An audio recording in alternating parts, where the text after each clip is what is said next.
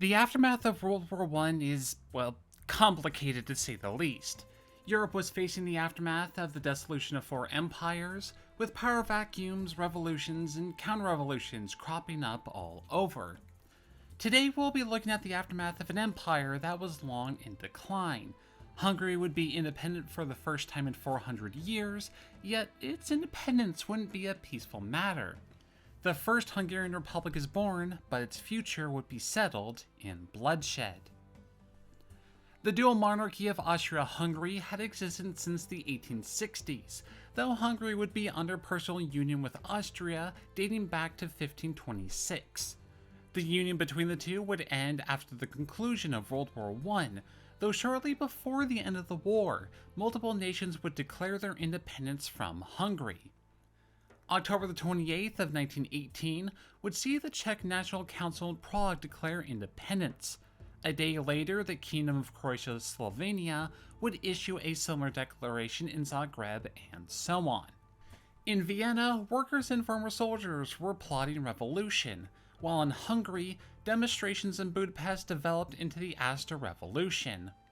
The revolution pitted the newly formed Hungarian National Council, led by Milia Karolyi, against the conservative government of Sándor Weckler.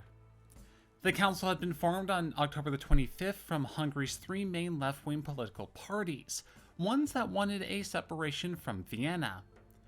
The council proclaimed themselves as the only true representatives of Hungary, demanding that Hungary was to achieve independence. They would establish total male and female suffrage, as well as obviously end the war. Public support quickly shifted after 5 protesters were killed and another 60 wounded, with the troves of former soldiers joining the HNC. October the 31st would see the National Council take official control over Budapest with Weckler fleeing, and the second in line, former Prime Minister István Tisza, being killed. Karolyi would install himself as Prime Minister, being officially recognized by Emperor Charles on November the 13th.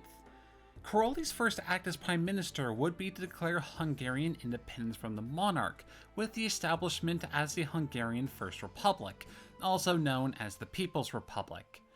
It was hoped by members of Karolyi's cabinet that the separation of themselves from Austria and the Habsburg monarch, as well as Karolyi's close ties to the French, would be enough for the nation to come out of World War I with minimal territorial losses. However, that was not the case. Negotiations between the new Hungarian government and the Entente utterly failed in their desired goals, with the Entente considering Hungary a part in the defeated dual monarchy, and each would demand land concessions. In a last-ditch effort to win over the US, Karolyi would give in to President Woodrow Wilson's 14-point plan, which included a disarmament of the 1.4 million-strong Hungarian army, meaning that the new nation had virtually no organized force to defend itself, and other nations would use this to their advantage. The Hungarians would offer referendums to the disputed territory, but none of the nations accepted the terms, instead feeling that they'd be able to achieve greater results with military action. The newly formed Czechoslovakia would invade Hungary on November the 5th, the Serbs with French backing on the 8th, and Romanian troops would cross over into Transylvania on the 13th, all to virtually zero resistance. It wouldn't be until March the 2nd of 1919 that the French gave Karolyi a note detailing the final territorial lines of his nation, and it was utterly unacceptable to Hungary. Yet there was little that he could do. He knew accepting the French note would endanger the country's territorial integrity more than it already was, but he was in no position to reject it. As his popularity plummeted with the people, and Prime Minister Denis Berkeley resigned, Karolyi was out of options.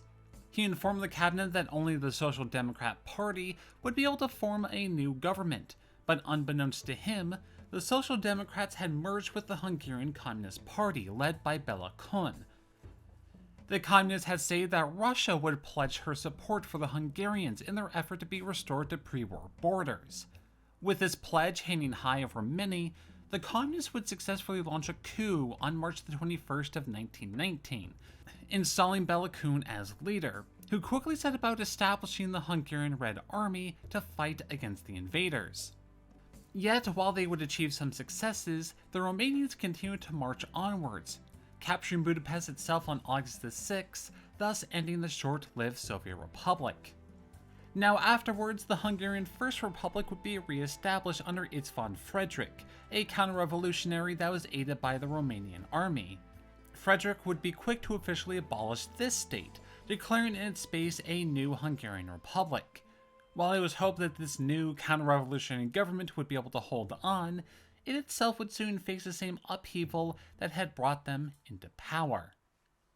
Be sure to like the video and subscribe to my channel. It costs you nothing, and I wish you all the best.